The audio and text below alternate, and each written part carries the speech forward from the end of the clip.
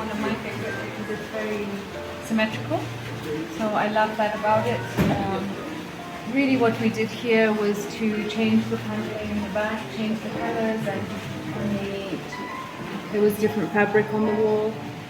We selected some fabrics that are reminiscent of tapestries, but also have the peacock that are available, that are around on the grounds. So it's very relevant to this place, and it just kind of brings a little introduction to the property as you enter. My name is Tatiana Combs. I'm trained as an architect, but working both as architect and interior designer, mainly design consultancy and hospitality. I had the privilege of working for Accor for 3 days, where I was interior design director for Africa and Indian Ocean. So I worked with them. At the time they had 38 brands. I'm sure they've grown since then. So it was an amazing experience, both learning all the brands, brand standards, etc. Also getting to travel, see all their properties around Africa, and liaising with the interior designers, with the owners, to make sure that their properties adhered to the brands, had the spirit of the brand. And worked with other amazing designers. To be honest, I love hospitality. I love that you can be playful. You're creating unique experiences for guests. And because the industry changes so fast, you're really at the cutting edge of design. And you can be playful, as I said, and that's fun.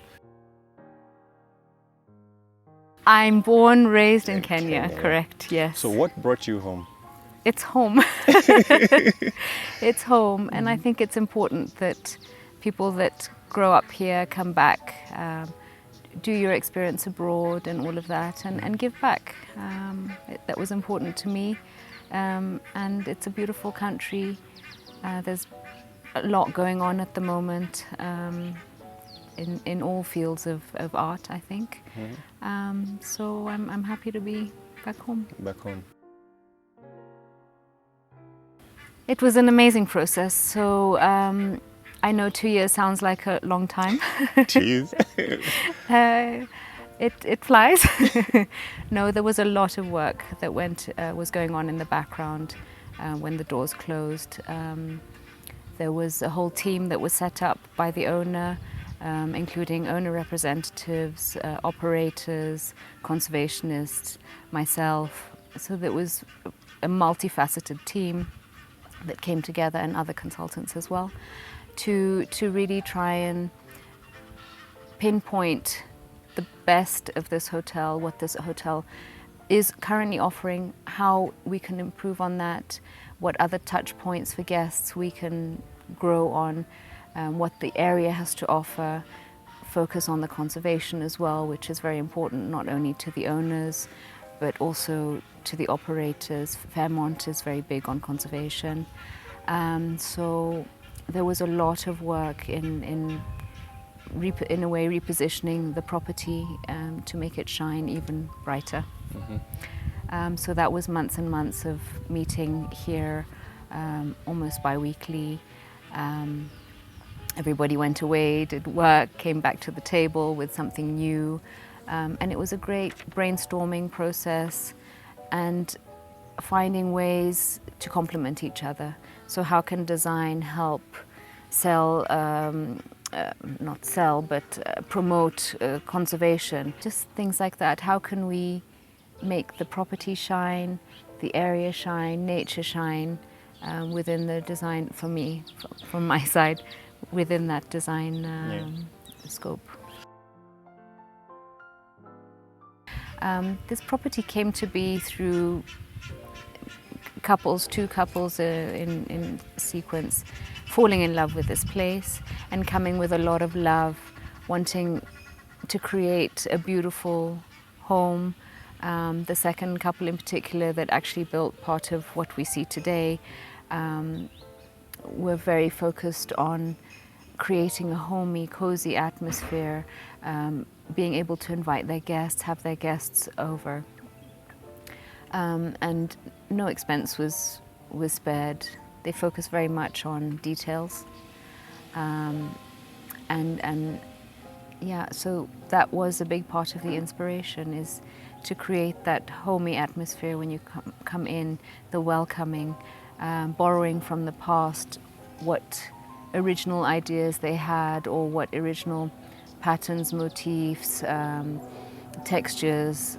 So there was a lot of tapestries and embroidery and elaborate design. So we've kind of reintroduced that, obviously in a much more contemporary way. But yeah, that was very much the inspiration. So the owners the second owners that created part of what we see today, they had imported peacocks. Peacocks, oh. So originally the forest came up all the way to the building. So she had created a more manicured garden in the back where the courtyard is, and beyond that a rose garden. And she had created an aviary and had brought in exotic birds, and one of those is the peacock. And since then, this has in a way become one of the iconic birds of this property. And they've been roaming around since then. The bones were good. We didn't have to touch any of the structure. I mean, it's a beautiful, iconic building with a lot of nice details. So we focused on the soft, but we have done from the bedrooms through all the public spaces. There's still some work to be done, and there's still some items that we are expecting. Yeah. So it's all on soft, it's all on creating a story through the design, giving glimpses of the past, but also celebrating what's to come and what's here already. So the bar, for example, is still to come, the design is still to come. But I don't know if the owners knew it or not, the original owners, but where the bar sits right now, the equator runs through. Yes. So yes, so all the way through the courtyard and into the bar, and yep. So where we're seated right now? Yes, we're more or less exactly on the equator. Oh. So we really want to bring that out, celebrate that. It's such a unique feature for a property. So in the new design, we will definitely be celebrating the fact that we're on the equator. Well, for me, it's very important to tell a story through your design. That's really what makes something timeless, what makes something relevant. And it's not just, I like it. It's important to not be just, I like it, for me. I was lucky in this case that there was so much history to work with, so many themes to work with. So carrying through that story and finding interesting ways of interpreting a story, not being too literal, but finding clever ways or more interesting ways, and making it original and unique.